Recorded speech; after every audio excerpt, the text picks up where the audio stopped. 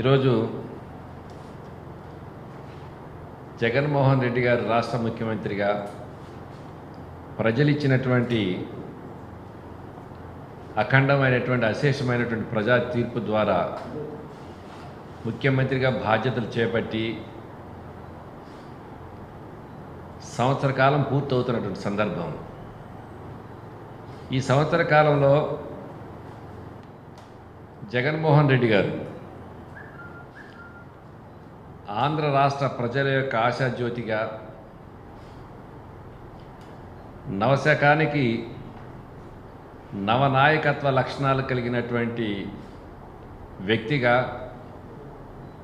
ఆంధ్ర రాష్ట్ర ముఖ్యమంత్రిగా బాధ్యతలు చేపట్టే నాడు ఆంధ్ర రాష్ట్ర ప్రజలందరూ కూడాను జగన్మోహన్ రెడ్డి గారు ముఖ్యమంత్రిగా బాధ్యతలు చేపడుతున్నారు, పేదల కష్టాలు తెలిసినటువంటి రాజశేఖర్ రెడ్డి గారి తనయుడిగా మన కష్టాలు ఇక తీరతాయి, మనకు మంచి భవిష్యత్తు రాబోతుంది, రైతన్నలకు, మహిళలకు, యువతకు, అన్ని వర్గాల వారి యొక్క జీవన శైలిలో ఒక కొత్త పందాన్ని, కొత్త వరవడిని చూడబోతున్నామనే ఆశతోటి ప్రజలు ఎదురు చూసిన పరిస్థితి. ప్రజల యొక్క ఆశలకు అనుగుణంగా ఎక్కడా కూడాను ముఖ్యమంత్రి గారు బాధ్యత చేపట్టిన నాటి నుంచి ఒక చిన్న ఏమరపాటు కూడా లేకుండా ఆనాడు వారి సుదీర్ఘమైనటువంటి పాదయాత్రలో వారికి ఎదురైనటువంటి ప్రజల యొక్క కష్టాలు, ప్రజల యొక్క సమస్యలు, ప్రాంతాల వారీగా అభివృద్ధిలో ఏర్పడినటువంటి అసమానతలు అన్నిటిని కూడా క్షుణ్ణంగా అవపోసన పట్టినటువంటి నాయకునిగా అధికారం చేపట్టినటువంటి సంవత్సర కాలంలో ఎక్కడ కూడాను ప్రజలకు ఇబ్బంది కలగకుండా, ప్రజల యొక్క ఆశయాలకు, వాళ్ళ ఆలోచనలకు మిన్నగా అనేక రకాలైనటువంటి సంక్షేమ కార్యక్రమాలకు శ్రీకారం చుట్టినటువంటి పరిస్థితి. పథకాల వైజ్గా చూసుకున్నట్లయితే మనందరికీ తెలుసు, అనేక రకాలైన పథకాలకు శ్రీకారం చుట్టినటువంటి పరిస్థితులు ఉన్నాయి. వైఎస్ఆర్ రైతు భరోసా ద్వారా కానివ్వండి, ఆరోగ్యశ్రీ కానివ్వండి, అమ్మఒడి కానివ్వండి, వైఎస్ఆర్ పెన్షన్స్ పథకం కానివ్వండి, ఫీజు రీఎంబర్స్మెంట్ కానివ్వండి, జగనన్న వసతి దీవెన కానివ్వండి, విదేశాల్లో చదువుకున్నటువంటి విద్యార్థులకు ఆర్థిక సహకారం కల్పించే విషయంలో కానివ్వండి, ఉపాధి కల్పన కానివ్వండి, వైఎస్ఆర్ ఆసరా కానివ్వండి, మద్యపాన నిషేధానికి సంబంధించి తీసుకున్న నిర్ణయాలు కానివ్వండి, నాడు నేడు ప్రోగ్రాం ద్వారా విద్యా వ్యవస్థలో తీసుకొచ్చిన మార్పులు కానివ్వండి, వైఎస్ఆర్ మత్స్య భరోసా ద్వారా ఆ వృత్తి మీద ఆధారపడి జీవిస్తున్నటువంటి వర్గాల వారికి చేయూతనందించడానికి ఇచ్చినటువంటి సహాయం కానివ్వండి, ఈ విధంగా చెప్పుకుంటూ పోతే అనేక రకాలైనటువంటి సంక్షేమ కార్యక్రమాలకి సుమారుగా 40,000 కోట్ల రూపాయల పైచీలకు వెచ్చించి 3,60,00,000 మంది లబ్ధిదారులకు ప్రత్యక్షంగా, పరోక్షంగా కాదు, ఇది ప్రత్యక్షంగా వారికి ఆర్థిక సహాయం కానివ్వండి, ఆ సంక్షేమ కార్యక్రమాల ద్వారా వారు ప్రతిఫలాలు పొందే దిశగా నిర్ణయాలు తీసుకుని అర్హత ఉన్నటువంటి ప్రతి ఒక్క పేదవాడు కూడాను ఆ పార్టీనా ఈ పార్టీ అనే ప్రస్తావన లేకుండా సంక్షేమ కార్యక్రమాల అమలు జరిపినటువంటి పరిస్థితి. వీటితో పాటుగానే పరిపాలనా పరంగా వ్యవస్థను మొత్తాన్ని కూడా ప్రక్షాళన చేస్తూ ప్రజలకు ఇంకా చేరువ ఉండే విధంగా సచివాలయ వ్యవస్థ ద్వారా కానివ్వండి, లేదంటే వాలంటీర్ వ్యవస్థ ద్వారా కానివ్వండి, నూతన పరిపాలనా విధానానికి, నూతన పరిపాలనా పందాకి తెరలేపినటువంటి పరిస్థితి మనం చూసాం. ఈ కోవిడ్ సందర్భంగా మరి సచివాలయ వ్యవస్థ కానివ్వండి, వాలంటీర్ వ్యవస్థ కానీ వారు చేసినటువంటి వర్క్ మోటివేషన్కి భారతదేశంలో ప్రతి ముఖ్యమంత్రి కూడాను సచివాలయ వ్యవస్థ, వాలంటరీ వ్యవస్థ ద్వారా జగన్మోహన్ రెడ్డి గారు పరిపాలనా పరంగా తీసుకున్నటువంటి చారిత్రాత్మకమైన నిర్ణయం వలన ప్రభుత్వ పథకాలన్నీ కూడాను 24 గంటల్లోనే సంబంధిత లబ్ధిదారులకు చేరవేషంలో డెలివరీ సిస్టంలో వచ్చినటువంటి మార్పులు కానివ్వండి, ఈ కోవిడ్ ఎన్యూమరేషన్ సంబంధించి ఎన్యూమరేట్ చేసే విధానంలో కానివ్వండి, ప్రభుత్వం ఏ సమాచారం అడిగితే ఆ సమాచారం వితిన్ 24 అవర్స్లోనే అధికార కేంద్రానికి చేరవేసేటటువంటి మెకానిజాన్ని వాళ్ళు ఎస్టాబ్లిష్ చేసుకున్న పరిస్థితులు ఉన్నాయి. ఆ సిస్టాన్ని అంతా కూడాను మన రాష్ట్రంలో ఏర్పాటు చేస్తే ఎలా ఉంటుంది, మన రాష్ట్రంలో ఏర్పాటు చేస్తే ఎలా ఉంటుందని చెప్పి భారతదేశంలో ఉన్న ప్రతి ఒక్క ముఖ్యమంత్రి ప్రతి ఒక్క పరిపాలనా దక్షుడు కూడాను జగన్మోహన్ రెడ్డి గారు తీసుకున్నటువంటి నిర్ణయాల వైపు చూసినటువంటి పరిస్థితులు. ఈ విధంగా భారతదేశంలోనే ఒక ఆదర్శప్రాయమైనటువంటి ముఖ్యమంత్రిగా ప్రజా సంక్షేమ కార్యక్రమాలు అమలు జరిపే విషయంలో కానివ్వండి, పరిపాలనా పరంగా తీసుకొస్తున్నటువంటి నిర్ణయాల్లో కానివ్వండి, రాష్ట్ర అభివృద్ధి దృష్ట్యా వారు చేపట్టినటువంటి కార్యక్రమాల్లో కానివ్వండి, ఒక ప్రత్యేకమైన శైలితోటి ఆంధ్ర రాష్ట్రానికి, ఆంధ్ర రాష్ట్ర ప్రజలకు జాతీయ స్థాయిలోనే ఒక గౌరవాన్ని, గుర్తింపు తీసుకొచ్చిన పరిస్థితులు. ఒకవైపు అభివృద్ధి పదంలో ఆంధ్ర రాష్ట్రం పయనిస్తూ భారతదేశంలోనే ఒక ఆదర్శమైనటువంటి రాష్ట్రంగా గుర్తింపు పొందుతున్నటువంటి ప్రస్తుత పరిస్థితుల్లో నిన్న చూసాం చంద్రబాబు నాయుడు గారి యొక్క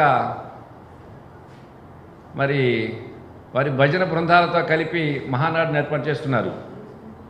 తప్పులేదు, ఏ పార్టీ అయినప్పటికీ కూడాను ఆ పార్టీ ఆవిర్భావ దినోత్సవానికి సంబంధించి ఆ పార్టీ యొక్క సిద్ధాంతాలు, లక్ష్యాలు, ప్రజల యొక్క ఆలోచన విధానాలకు అనుగుణంగా పార్టీ పరంగా సంస్థాగతంగా తీసుకురావాల్సిన మార్పులు, వీటన్నిటి మీద కొంత విశ్లేషణాత్మకంగా చర్చించుకోవాల్సిందే, కొంత ఎక్సర్సైజ్ చేసుకోవాల్సిందే. దాన్ని ఎవరు తప్పటానికి వీల్లేదు.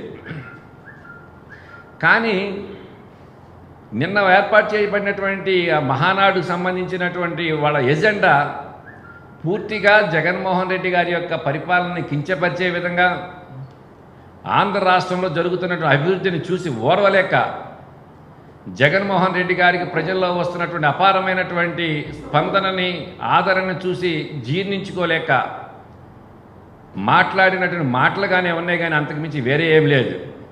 చూస్తున్నాం, ఇది ఈనాడు రాష్ట్రం దివాళా. ఇది మరి చంద్రబాబు నాయుడు గారు అన్న పదాలా, లేకపోతే ఈనాడు యాజమాన్యం రాసిన పదాలా మాకైతే తెలియదు. కానీ మేము ఒకటే అడుగుతున్నాం, ఈనాడు యాజమాన్యాన్ని కానివ్వండి, లేదంటే చంద్రబాబు నాయుడు గారిని కానివ్వండి, ఏ అంశంలో ఆంధ్ర రాష్ట్రం గడిచిన ఈ సంవత్సర కాలంలో దివాళా తీసిందో చెప్పవలసినటువంటి పరిస్థితి, బాధ్యత వారికి ఉంది. దివాళా అనే పదం సామాన్యమైన పదం కాదు, చాలా డ్యామేజింగ్ వర్డ్ అది. ఈ అంశాన్ని దృష్టిలో పెట్టుకుని మీరు మాట్లాడారు చంద్రబాబు నాయుడు గారు. దీనికి సమాధానం మీరు తప్పనిసరిగా రాష్ట్ర ప్రజలకు చెప్పాలి. కారణం, గడిచిన 5 సంవత్సరాలు మీరు ముఖ్యమంత్రిగా పనిచేశారు. ఉమ్మడి ఆంధ్ర రాష్ట్రం నుంచి రాష్ట్రం విడిపోయి వచ్చేటప్పుడు 96,000 కోట్ల రూపాయలు ఉన్నటువంటి ఆంధ్ర రాష్ట్ర అప్పుని 2 లక్షల కోట్ల రూపాయలు పైచీలకు మీరు తీసుకెళ్ళిన పరిస్థితి వాస్తవం అవునా కాదా?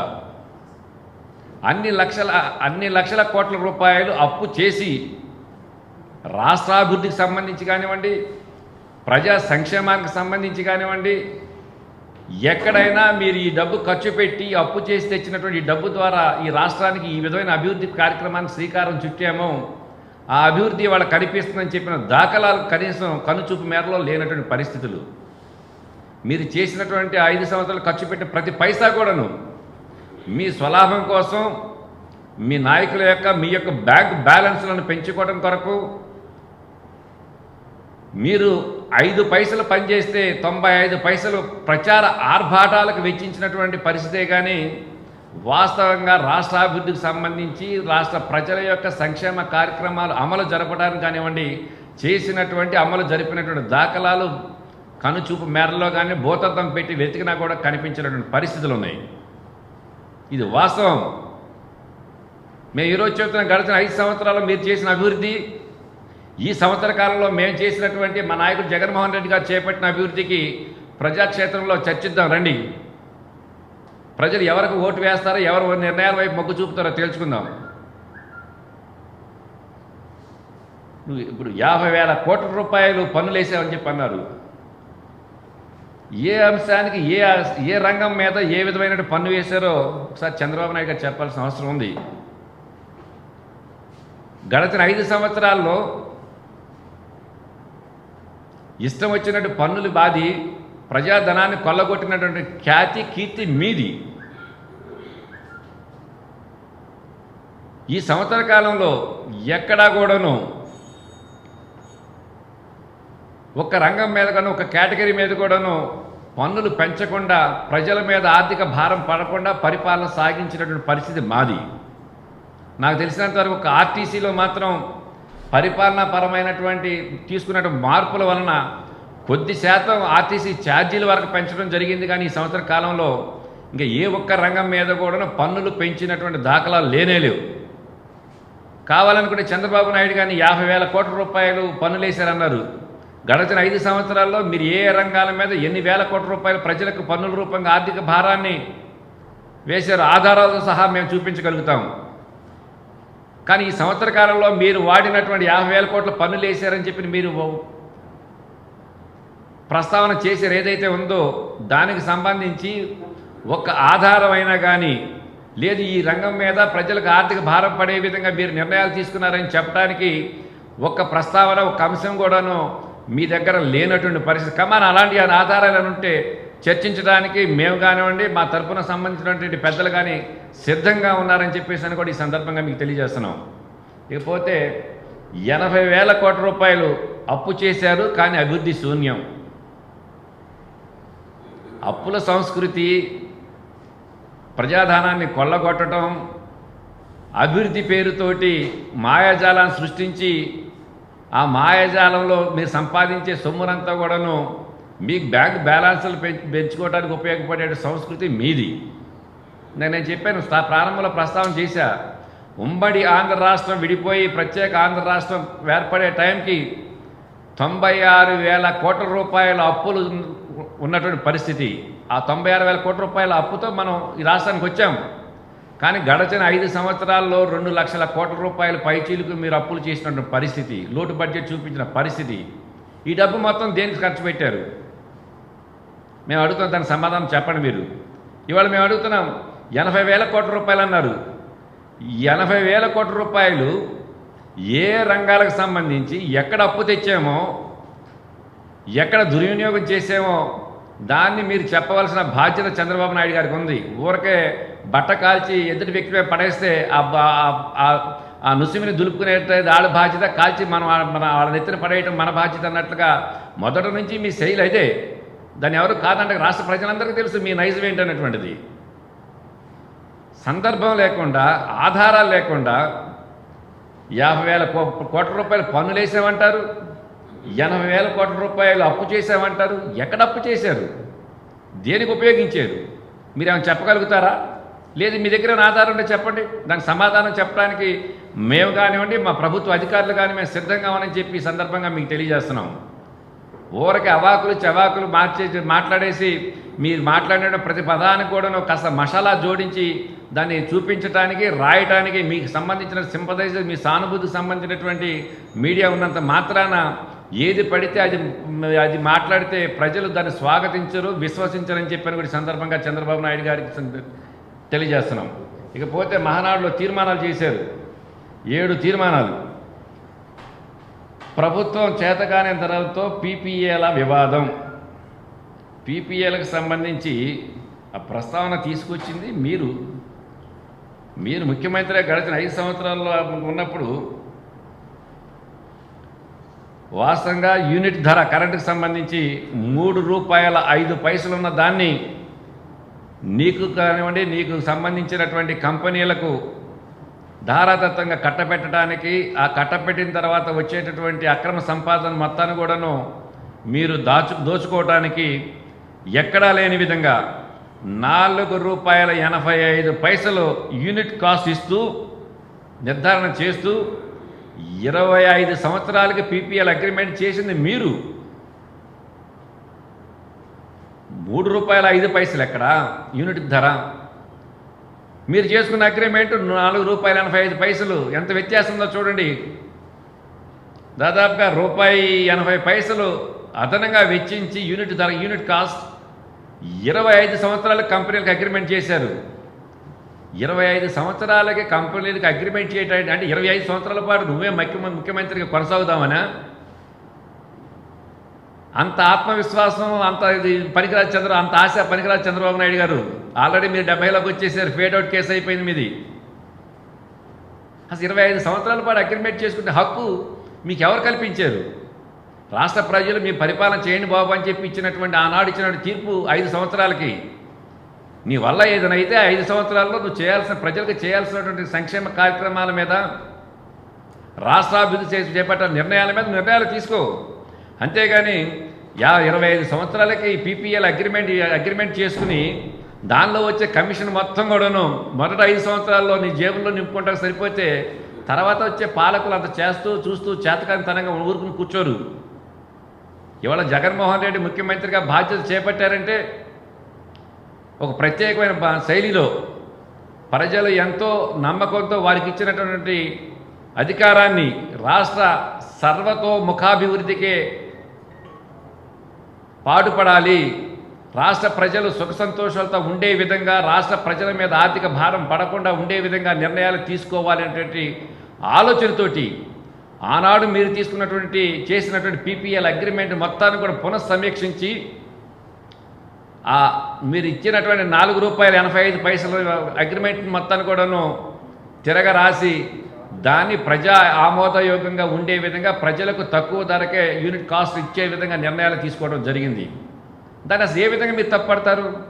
తప్పు పట్టేటువంటి హక్కు కానీ ఆ విధానం కానీ మీకు అసలు ఏ క్వశ్చన్ కూడా లేదని చెప్పని కూడా ఈ సందర్భంగా మీకు తెలియజేస్తున్నాం.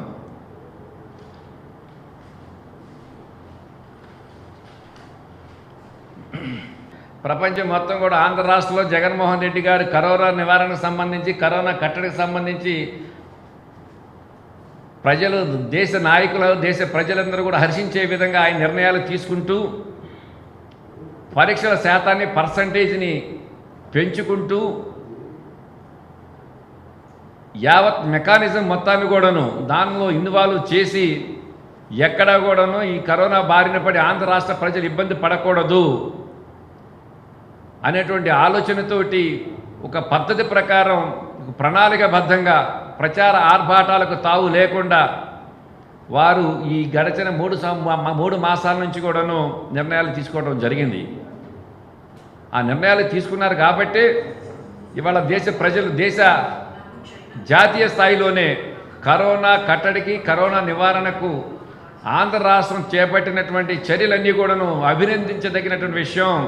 శభాష్ జగన్మోహన్ రెడ్డి గారు మీ పరిపాలన అని చెప్పి సాక్షాత్తు మన రాష్ట్రానికి వచ్చినటువంటి కేంద్ర ప్రత్యేక బృందాలే హర్షించినటువంటి పరిస్థితి. ఇక్కడ దాచుకోవాల్సిన అవసరం లేదు. కారణం ఏంటంటే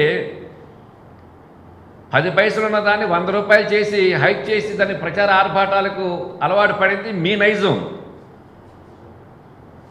ఉన్నది లేనట్టుగా, లేనిది ఉన్నట్టుగా ఒక మాయ ప్రపంచాన్ని సృష్టించడం అనేటువంటిది ఆ 3D సినిమాల్లో హైప్ చేసి క్రియేట్ చేసి చూపించడం అనేటువంటిది మీకు అలవాటు.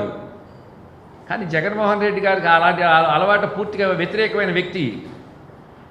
100 పైసలు ఖర్చు పెట్టి 100 కార్యక్రమాలు చేపడితే 10 పైసలు కూడాను దాని మీద ప్రచార ఆర్భాటాలకు తావు లేని విధంగా, ఇక్కడ ప్రచార ఆర్భాటాల కన్నా కూడాను వాస్తవానికి దగ్గరగా ప్రజలకు మనం సేవ చేయాలి, మనం చేస్తున్నటువంటి నిర్ణయాల ద్వారా ప్రజలకు ప్రయోజనం కలగాలి, ప్రజలకు మేలు జరగాలి అనేటువంటి దృక్పథంతో పరిపాలన సాగిస్తున్నటువంటి తీరు మా నాయకుడు జగన్మోహన్ రెడ్డి గారిది.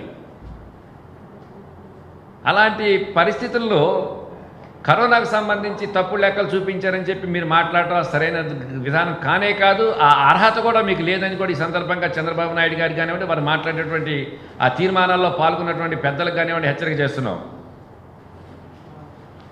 ఇకపోతే జగన్మోహన్ రెడ్డి గారికి సంబంధించిన అడ్వకేటు, ఎల్జీ పాలిమర్స్ సంబంధించిన అడ్వకేటు ఒకరేనంట. ఏం మాట్లాడాలి అర్థం కాని పరిస్థితి. అడ్వకేట్ అంటే అతను వృత్తి అది. ఒక అడ్వకేట్ దగ్గరికి వెళ్ళి ఏ పార్టీకి సంబంధించిన వ్యక్తులైనా, ఏ కులానికి సంబంధించిన వ్యక్తులైనా కూడా తమ సంబంధించిన సమస్యలు ఎదురవుతున్న ఇబ్బందుల ద్వారా న్యాయస్థానాల్లో వారికి న్యాయం జరగటానికి అవసరమైనటువంటి ఆలోచన చేయటం సహజం. అలాంటి దాన్ని ఇప్పుడు ఎల్జీ పాలిమర్స్ సంబంధించినటువంటి కేసుకి జగన్మోహన్ రెడ్డి గారి యొక్క అడ్వకేట్కి లింక్ పెట్టి మాట్లాడటం అనేటువంటిది బహుశా చంద్రబాబు నాయుడు గారు ఇక రానున్న రోజులు ఇంకే స్థాయిలో దిగజారి మాట్లాడతారో ఆయన విఘ్నతకే వదిలేస్తున్నాం.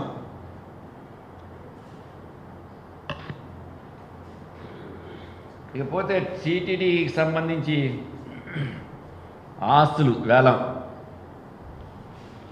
గడిచిన 3-4 రోజుల నుంచి డైలీ చూస్తున్నాం. దీనికి సంబంధించి జరుగుతున్న భాగవతాలన్నీ కూడా తిరుమల తిరుపతి దేవస్థానానికి సంబంధించి ఆ పవిత్రమైనటువంటి దేవాలయానికి సంబంధించినటువంటి భూములను అమ్మాలి, ఆ అమ్మకం ద్వారా వచ్చినటువంటి డబ్బుని తమ బ్యాంక్ బ్యాలెన్స్లో జమేసుకోవాలని చెప్పి నిర్ణయాలు తీసుకుంది తెలుగుదేశం ప్రభుత్వం.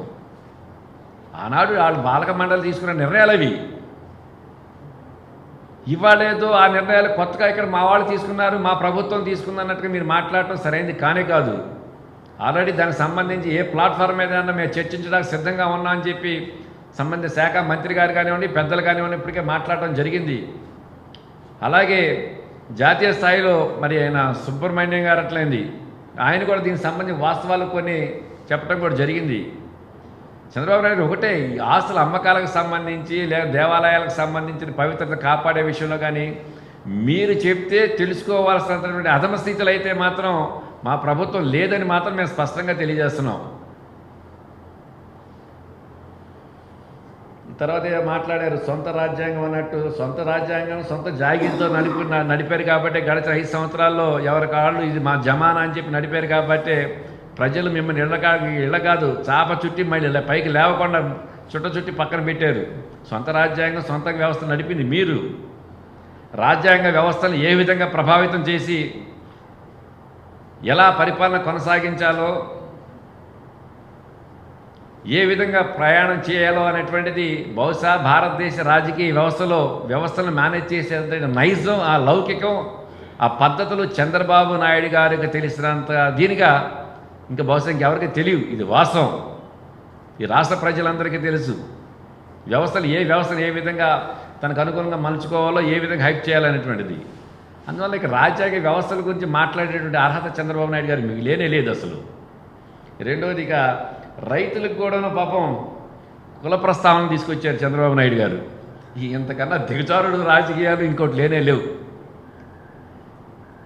రైతులేంటి కులపరంగా ముద్ర కట్టి వాళ్ళకి అంటకట్టి కుల ప్రస్తావన తీసుకురావడం చంద్రబాబు నాయుడు గారు. అసలు మీరు మహానాడు ఏర్పాటు చేసుకుంది ఎందుకు ఏర్పాటు చేసుకున్నారు? మీరు చేసిన తీర్మానాలు ఏంటి? ఎవరు కూడా రాష్ట్ర ప్రజలు స్వాగతించేటువంటి తీర్మానాలు కాదు, హర్షించేటువంటి తీర్మానాలు కానే కాదు ఇవి. రైతు కులాన్ని అంటకట్టటువంటి అసలు అర్థం లేకుండా కుల ప్రస్తావన చెప్పేది మీరు, ఆ నైజం మీది. ఇవాళ మా నాయకుడు జగన్మోహన్ రెడ్డి గారు ఒకటే అన్నారు, అనేక రకాలైన సంక్షేమ కార్యక్రమాల ద్వారా ఈ రాష్ట్ర ప్రజలను ఆదుకోవడానికి మనం అనేక నిర్ణయాలు తీసుకున్నాం. అర్హత ఉన్నటువంటి ఆ సంక్షేమ కార్యక్రమాల యొక్క ప్రతిఫలాలు అర్హత ఉన్నటువంటి ప్రతి ఒక్క పేదవానికి కూడాను చెందాలి. ఆ చెందే క్రమంలో ఏ కులస్తుడు, ఏ మతస్థుడు, ఏ పార్టీ వ్యక్తి అనేటువంటి ప్రస్తావన ఎట్టి పరిస్థితుల్లో చూడటానికి వీలు లేదు. శాచురేషన్ మోడ్లో అర్హత ఉన్నట్టు ప్రతి పేదవాడు కూడాను మనం ప్రవేశపెడుతున్నటువంటి మన ప్రభుత్వం ఇస్తున్నటువంటి సంక్షేమ కార్యక్రమాల యొక్క ప్రతిఫలం పొందాలి, లభించాలి అనేటువంటిది జగన్మోహన్ రెడ్డి గారి యొక్క ఏకైక లక్ష్యం. ఇవాళ చూస్తున్నాం సుమారుగా 24 లక్షల మందికి ఇళ్ల స్థలాలు ఇస్తున్నారు వచ్చే మాసంలో. అసలు రాజకీయం చేయాలంటే మేము అక్కడే చేయొచ్చు. ఇదివరకు ఇట్లా మీకులాగా రేషన్ కార్డుకి 3,000 రూపాయలు పెన్షన్ ఇవ్వాలంటే 5,000 రూపాయలు, 2,000 రూపాయలు, ఒక పేదవాడికి ఇల్లు ఇవ్వాలంటే 25,000 రూపాయలు ఇచ్చే సంస్కృతి లేనేది ఈరోజు లేదు. ఒక పేదవాడికి సాయం చేస్తున్నామంటే అటు ఏ పార్టీ వస్తుంది. గతంలో చూసాం, గడిచిన 5 సంవత్సరాల్లో ఒక పేదవాడికి రేషన్ కార్డు కావాలంటే ఏ కులస్తుడు, ఏ పార్టీ వ్యక్తుడు మనకు ఓటు వేయదా, వేసాడా లేదా, మనకు ఓటు అయిపోతే తీసి పక్కన పెట్టు. ఒక పేదవాడు నివసించిన గూడు నిర్మాణం చేసి ప్రభుత్వ గృహాన్ని శాంక్షన్ చేసుకోవాలంటే నువ్వు ఏ పార్టీ వ్యక్తి, మాకు ఓటేసావా లేదా, మాకు ఓటు అయిపోతే నీకు అర్హత ఉన్నప్పుడు కూడాను నీకు ఒక ఇల్లు కట్టు, నువ్వు మాకు ఓటేయలేదు కాబట్టి నీకు రేషన్ కార్డు కట్టు, నువ్వు మాకు ఓటేయలేదు కాబట్టి నీకు లేదు, మా కులస్తుడు కాదు కాబట్టి నీకు పెన్షన్ రాదు. ఇలాంటి దుర్మార్గమైన నిర్ణయాలు తీసుకుంది గడిచిన 5 సంవత్సరాల్లో. ప్రత్యక్షంగా మేము చూసి ఆ బాధలన్నీ కూడా పడ్డాం. కానీ ఇవాళ అలాంటి దుర్మార్గమైన ఆలోచనలు కానీ పరిస్థితులు కానీ ప్రభుత్వ నిర్ణయాలు కానీ ఎక్కడా లేవు. కొన్ని సందర్భాల్లో మాకు సంబంధించి మేము కూడా మాట్లాడినప్పుడు కొన్ని ప్రామాణికాల్లో వెళ్ళాలని చెప్పి అన్నప్పుడు కూడాను ఎట్టి పరిస్థితుల్లో కూడాను ప్రభుత్వ సంక్షేమ కార్యక్రమం అమలు జరిపే క్రమంలో జరుపుతున్నటువంటి తీరు తెన్నులలో ఎక్కడా కూడా కుల ప్రస్తావన కానీ పార్టీ ప్రస్తావన కానీ తీసుకురావడానికి వీలు లేదని చెప్పి స్పష్టమైనటువంటి ఆదేశాలు ఇచ్చారు. కాబట్టి ఇవాళ గ్రామాలలో ప్రభుత్వ సంక్షేమ కార్యక్రమాలు 50% మా పార్టీ క్యాడర్ కానివ్వండి, అర్హత ఉన్న వాళ్ళకి మాకు సంబంధించిన మనుషులకు లభిస్తే 50% గతంలో తెలుగుదేశం ఓటేసినటువంటి క్యాడర్ లభిస్తున్నాయి.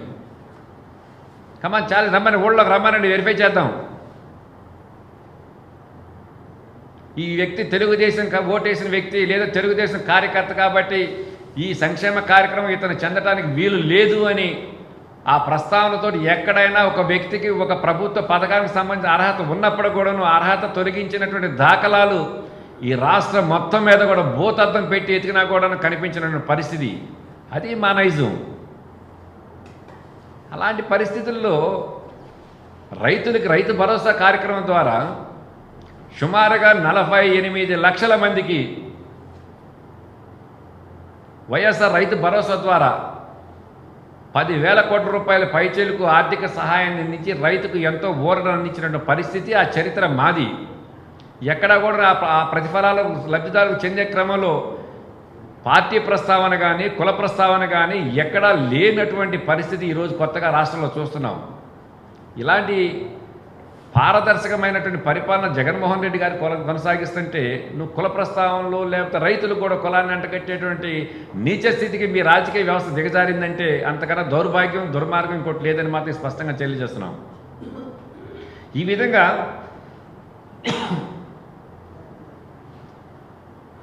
ప్రభుత్వ చేతగానంతరంతో పోలవరం ఆగిందంట. ఆఖరి తీర్మానం 7వ తీర్మానం.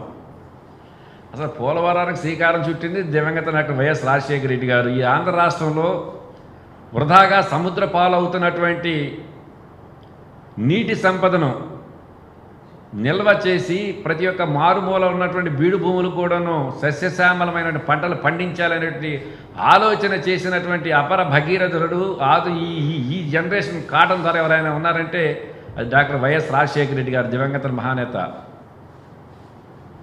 ఆయన అనేక ప్రాజెక్టులకు శ్రీకారం చుడితే ఆయన చేపట్టిన ప్రతి ప్రాజెక్టు నా ద్వారా జరిగింది, నా ఆలోచన ప్రకారం జరిగింది, నేను చేశానని చెప్పి సెల్ఫ్ గోల్ వేసుకోవడం అనేటువంటి నీకు అలవాటు అయిపోయింది.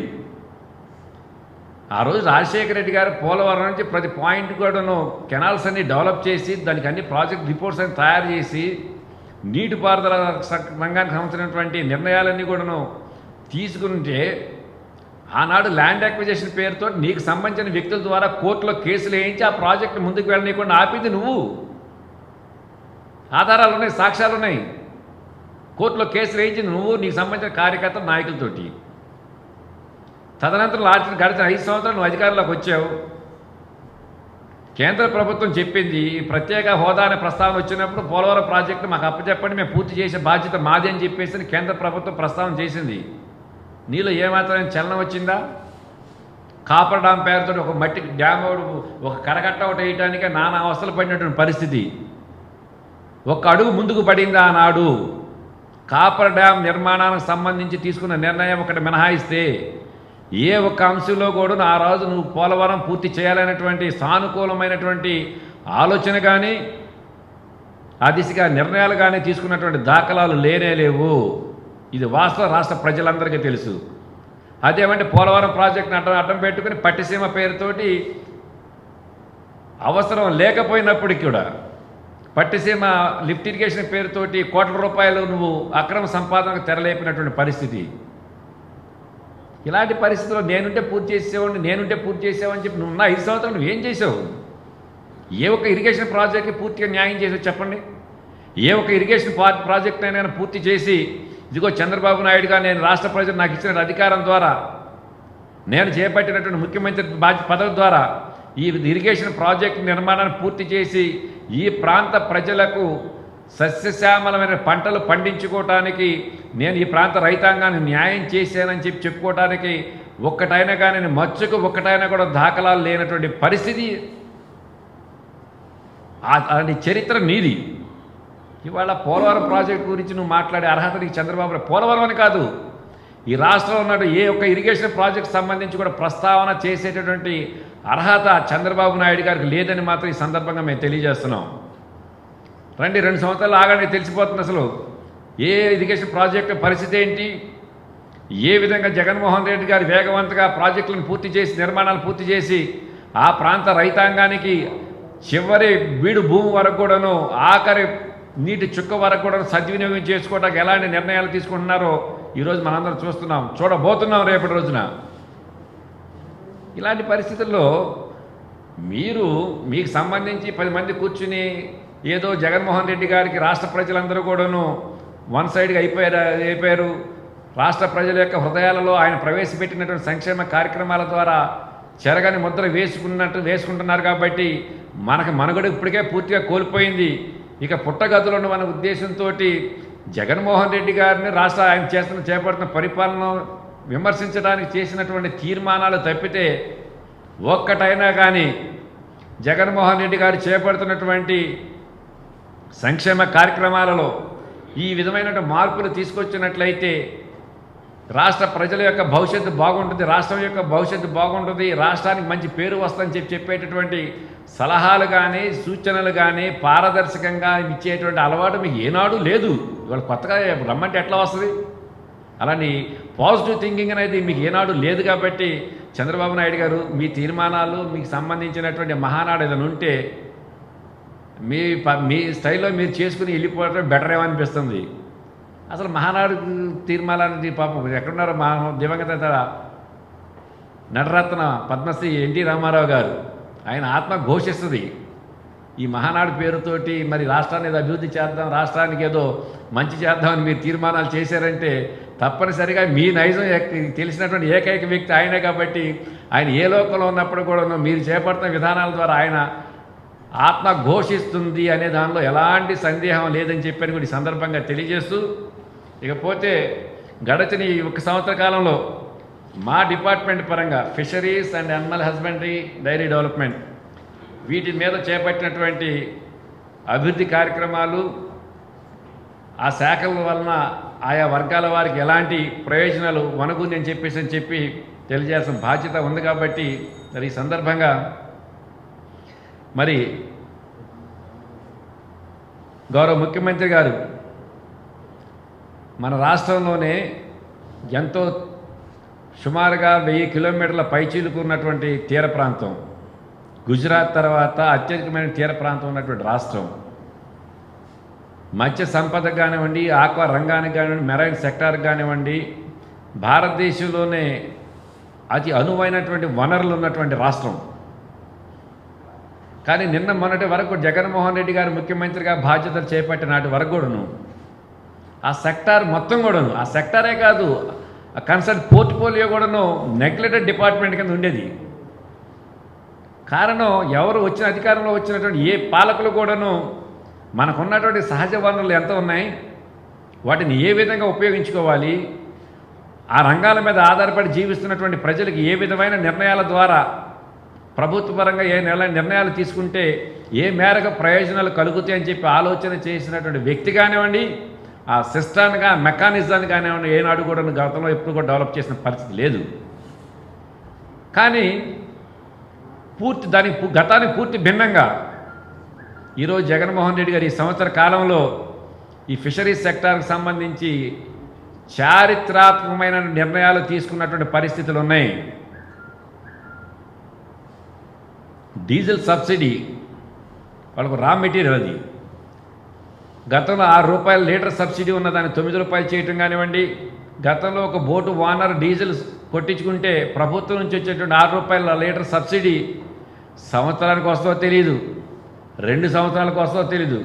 గత బకాయిలు ఇప్పుడు కూడా కొన్ని ఉన్నటువంటి పరిస్థితులు ఉన్నాయి. కానీ పూర్తిగా దానికి భిన్నంగా అసలే ఒడిదుడుకుల్లో ఉన్నటువంటి వ్యవస్థ కాబట్టి వారికి ప్రభుత్వ పరంగా చేసేటువంటి ఏ చిన్న సాయం అయినప్పుడు కూడా స్పాట్లోనే దాని ప్రయోజనం కలగాలి అని చెప్పిన ఆలోచన చేసి స్మార్ట్ కార్డ్ ఇచ్చి ఏ రోజైతే ఒక బోటు ఓనర్ డీజిల్ కొట్టించుకుంటాడో స్పాట్లోనే just like credit card, ATM card లాగా దాన్ని స్వైప్ చేసుకుంటే ఆటోమేటిక్గా ఆ అమౌంట్ డిడక్ట్ అయ్యేటువంటి ప్రభుత్వం నుంచి సబ్సిడీ అమౌంట్ అతను కొట్టించుకున్నటువంటి డీజిల్ బిల్లులో డిడక్ట్ అయ్యేటువంటి పరిస్థితి. ఇది చాలా గొప్ప విషయం. మన రాష్ట్రానికి సంబంధించినంత వరకు ఎక్కడా లేదు భారతదేశంలో. అలాగే బ్యాన్ పీరియడ్ రిలీఫ్, వేట నిషేధిత సమయంలో గతంలో ₹4,000 ఇచ్చేవాళ్ళు. ఇది జాతీయ స్థాయిలో ఉన్నటువంటి బ్యాన్ పీరియడ్, ఇది నిర్ణయం అనేది జాతీయ స్థాయిలో ఉన్నటువంటి కేంద్ర ప్రభుత్వ నిర్ణయం. ఇది కానీ ఎక్కడా కూడా ఏ రాష్ట్రంలో కూడా సకాలంలో బ్యాన్ పీరియడ్ రిలీఫ్ ఇచ్చేటటువంటి పరిస్థితి లేవు. 4,000 రూపాయలు అన్నటువంటి గత బ్యాన్ పీరియడ్ రిలీఫ్ అమౌంట్ని ఒక్కొక్క మనిషికి 4,000 రూపాయలు ఇచ్చేదాన్ని 10,000 రూపాయలు చేసి 1,09,000 మందికి ఈ సంవత్సర కాలంలోనే మనిషికి 10,000 రూపాయలు చొప్పున 2 పర్యాయాలు ఇవ్వడం జరిగింది. 2 పర్యాయాలు అంటే గడిచిన నవంబర్ 21 వరల్డ్ ఫిషరీస్ డే రోజున గత ప్రభుత్వంలో ఉన్న బకాయిలు ఆ రోజు 90 కోట్లు ఇవ్వడం జరిగింది. ఈ సంవత్సర కాలంలో ఇంకా బ్యాన్ పీరియడ్ రిలీఫ్ ఇవ్వడానికి టైం ఉన్నప్పుడు కూడాను ఈ కోవిడ్ ప్రభావం వల్ల వ్యవస్థ మొత్తం కూడా స్తంభించిపోయింది. ఆ రంగం మీద ఆధారపడి జీవిస్తున్నటువంటి ప్రజలు ఇబ్బందులు పడుతున్నారు. కాబట్టి ముందుగానే వాళ్ళకి ఆర్థిక సహాయం చేయాలని ఆలోచనతో 1,09,060 మందికి మొన్నటి రోజున దాదాపు మొన్న 6వ తారీఖు 1,09,00,000 రూపాయల ఆర్థిక 100,96,00,000 రూపాయల ఆర్థిక సహాయం చేసినటువంటి పరిస్థితి బహుశా ఏ రాష్ట్రంలో చేయలేదు ఇంతవరకు. అలాంటి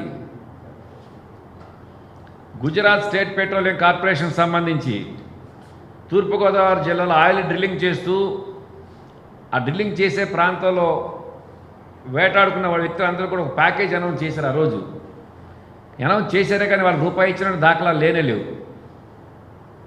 జగన్మోహన్ రెడ్డి గారు పాదయాత్ర సందర్భంగా వారి దృష్టికి ఆ సమస్య వచ్చినప్పుడు రేపు అధికారంలోకి రావటంగానే సంవత్సరం తిరిగేలోపు మీకు రావాల్సిన బకాయిలు మొత్తం కూడాను కేంద్ర ప్రభుత్వం ఇవ్వాలి. ఆ బకాయిలు ఓఎన్జీసీ వాళ్ళు ఇవ్వాలి. వారు ఇచ్చినా ఇవ్వకపోయినా సంవత్సరం తిరిగేలోపు నేను మీకు అందజేస్తానని చెప్పి గడిచిన నవంబర్ 21 వరల్డ్ ఫిషరీస్ డే రోజున అదే జిల్లాలో అదే ప్రాంతంలో మొత్తం 80 కోట్ల రూపాయలు మొత్తం కూడాను పూర్తిగా జిఎస్పిసి సంబంధించినటువంటి లబ్ధిదారులకు ఆ బాధ్యతలకు అందించినటువంటి పరిస్థితి.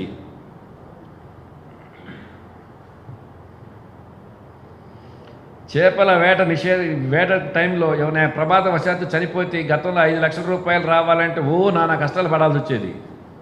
ఇవాళ 10 లక్షల రూపాయలు అనౌన్స్ చేయటమే కాకుండా మొన్నటి రోజున ఈ మధ్య ఒక నెల రోజుల క్రితం కృష్ణా జిల్లాలో వేటకు వెళ్ళి పిడుగుపాటున ప్రమాదవశాత్తు 6 చనిపోతే చనిపోయినటువంటి వితిన్ 2 అవర్స్లోనే 50% గవర్నమెంట్ అనౌన్స్ చేసినటువంటి 10 లక్షల్లో 5 లక్షల రూపాయల స్పాట్లోనే వారందరూ కూడా అందజేసినటువంటి పరిస్థితి. దాని రిమైనింగ్ బ్యాలెన్స్ కొంచెం ప్రొసీజరల్ పద్ధతులు ఉంటే అవి పూర్తయిన తర్వాత ఇస్తారు. ఈ విధంగా మెరైన్ సెక్టార్ని ఆదుకోవడానికి నిర్ణయం తీసుకోవటమే కాకుండా నేను ప్రారంభంలోనే చెప్పినట్లుగా మనకి ఎంతో విస్తారమైనటువంటి తీర ప్రాంతం ఉంది. మీ అందరికీ తెలుసు గుజరాత్, మ్యాంగ్లూరు, చెన్నై ఈ ప్రాంతాలందరూ కూడా అనుకును వలస బ్రతుకు తెరువు కోసం వలస కార్మికుల్లాగా వెళ్ళి ఆ ప్రాంతాల్లో వేటాడుకోవటం అనేది మన అందరికీ తెలిసినటువంటిది. ప్రత్యేకించి మన కోవిడ్ టైంలో మనం చూసాం.